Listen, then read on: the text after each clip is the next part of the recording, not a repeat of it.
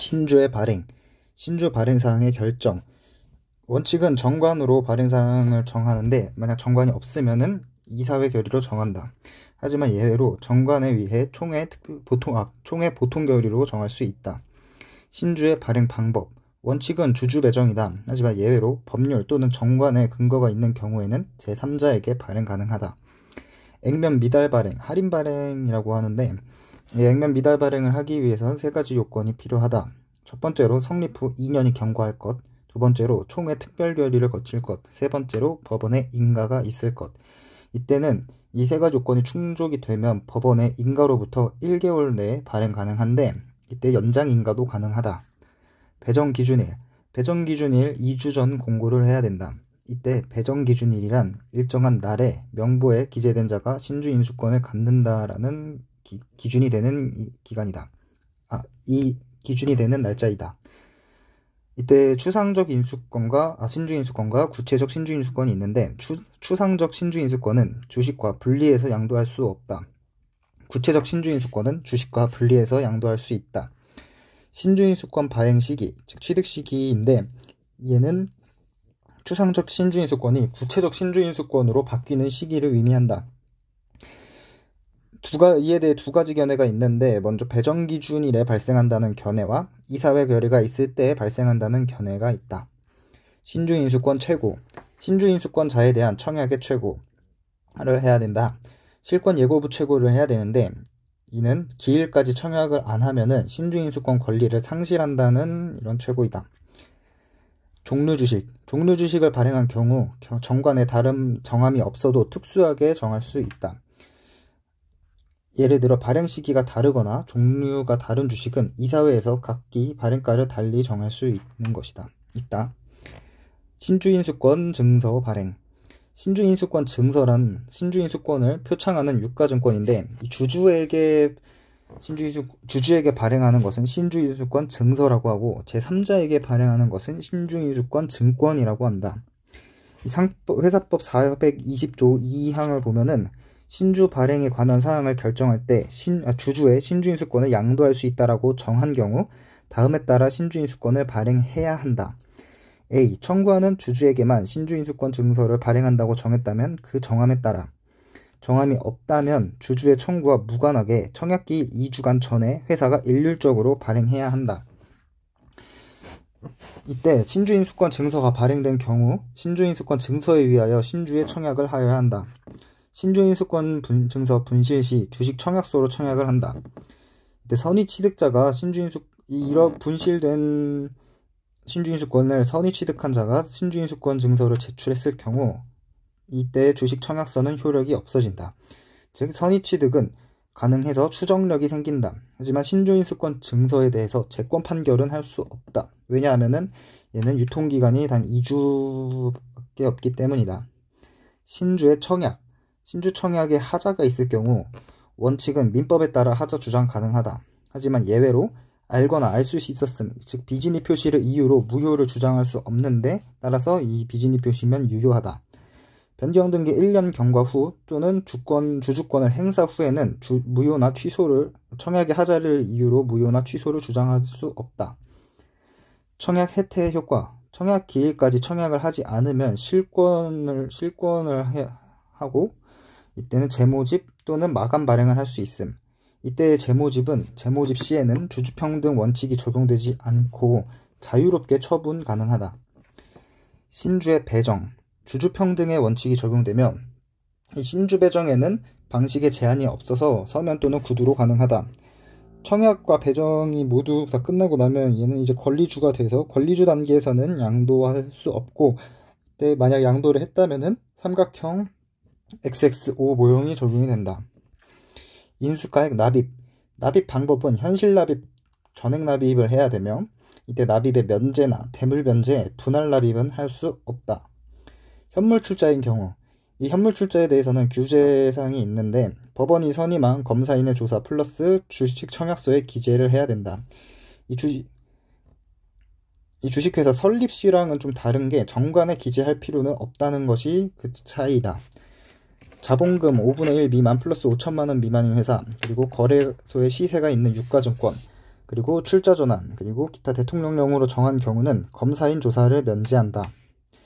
현물 출자의 이행, 납입기일에 출자 목적 재산을 인도하고 플러스 그 다음 등기 등 필요한 서류를 완비 교부해야 된다. 납입을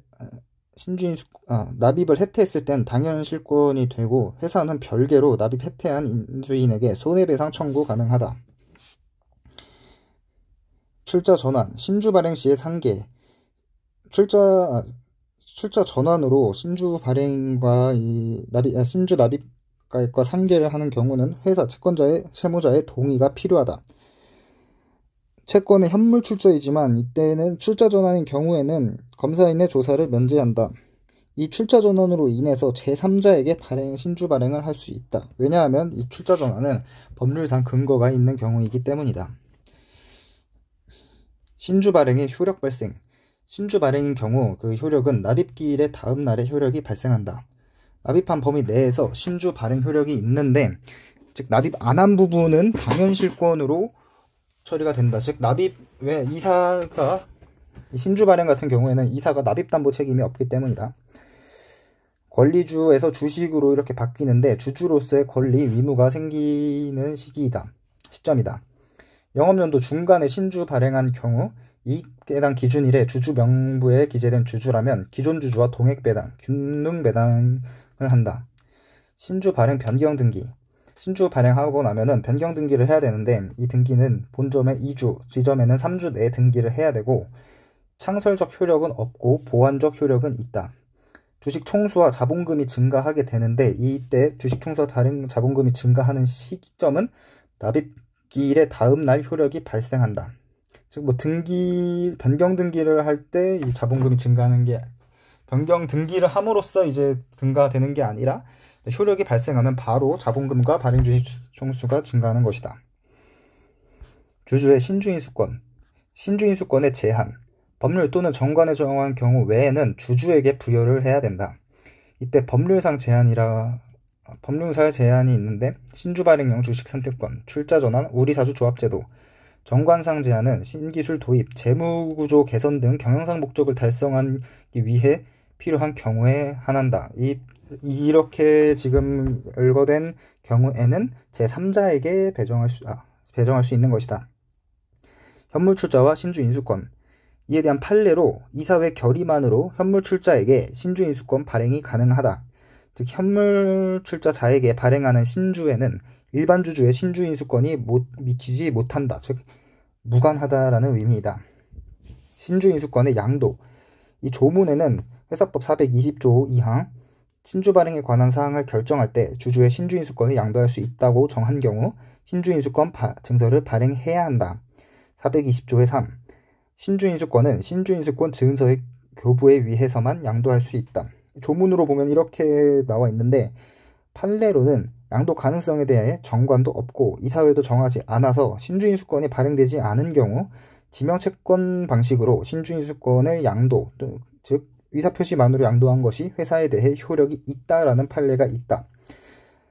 그런 기출선지 중에서 맞는 지문으로 정관이나 이사회 결의로 신주인수권 양도에 관한 사항을 결정하지 아니하였더라도 회사가 신주인수권의 양도를 승낙한 경우 그 양도는 회사에 대하여도 효력이 있다는 맞는 지문이 출제되었다. 따라서 문제를 풀 때 아무 말이 없으면은 신주인수권 증서 없으면은 절대 양도할 수 없고 이 신주인수권을 교부해야만 양도의 효력이 발생하는 것인데 만약에 이 문제에 판례에 따르면 이라는 말이 있다면은 이때는 신주인수권 증서가 없어도 양도가 가능한 것이다. 신주인수권 침해의 구제수단. 이 신주인수권을 침해당했을 때는 신주 발행 유지 청구를 할 수 있는데 이때는 납입기 전까지만 가능하다. 이 자세한 사항들은 앞에서 위법배당 유지 청구권과 비교를 하면 된다. 위법행위 유지 청구권과 신주 발행 무효의 소를 제기할 수 있고 회사에 대해 손해배상 청구를 할 수 있고 이사에 대해 손해배상 청구를 할 수 있다. 위법 불공정한 신주 발행에 대한 조치. 위법 불공정한 신주 발행이 있을 때는 신주 발행 유지 청구권을 할 수 있고 앞서 이제 소개한 것과 비교하면 된다. 위법행위 유지 청구권과. 그다음 통모 인수인의 책임. 이사와 통모하여 현저하게 불공정한 발행가액으로 주식을 인수한 자는 회사에 대하여 공정한 발행가액과의 그 차액에 상당한 금액을 지급할 의무가 있다. 이때 통모인수인에 대해서는 대표소송 규정을 준용한다. 즉 통모인수인을 대해서 피고가 대표소송이 가능하다. 이때 대표소송도 100분의 1 주주. 위 규정은 이사의 회사 또는 주주에 대한 손해배상의 책임에는 영향을 미치지 않는다. 즉 통모인수인에게 차액을 지급 청구해서 이때 대표소송을 통해, 그리고 얘가 차액을 지급했다면은 그것과 별개로 이사에게 손해배상 청구도 가능한 것이다.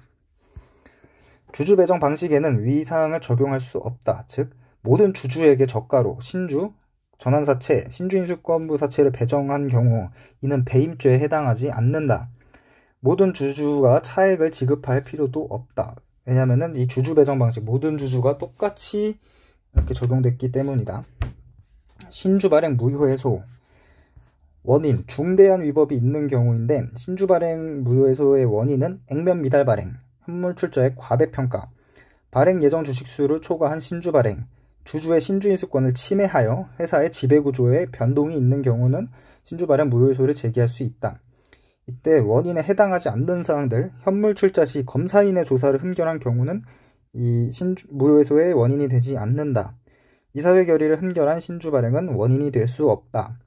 이사회 결의를 하자 했는데 이사회 결의 하자가 있고 이사회 결의가 당연 무효 시에도 이 신주 발행 무효의 원인이 되지 않는다.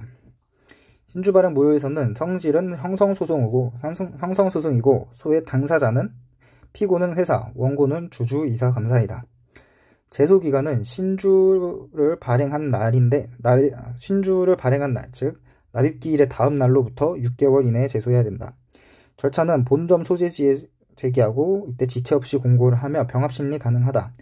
재량기각이 가능한데 이 재량기각에 대한 요건은 하자치유를 보완하고 재반사정을 참작해야 된다. 효력은 대세효의 불소급효다. 즉 신주 발행 유효를 전제로 판결 시까지 행해진 그 중간의 모든 행위들은 모두 유효하다.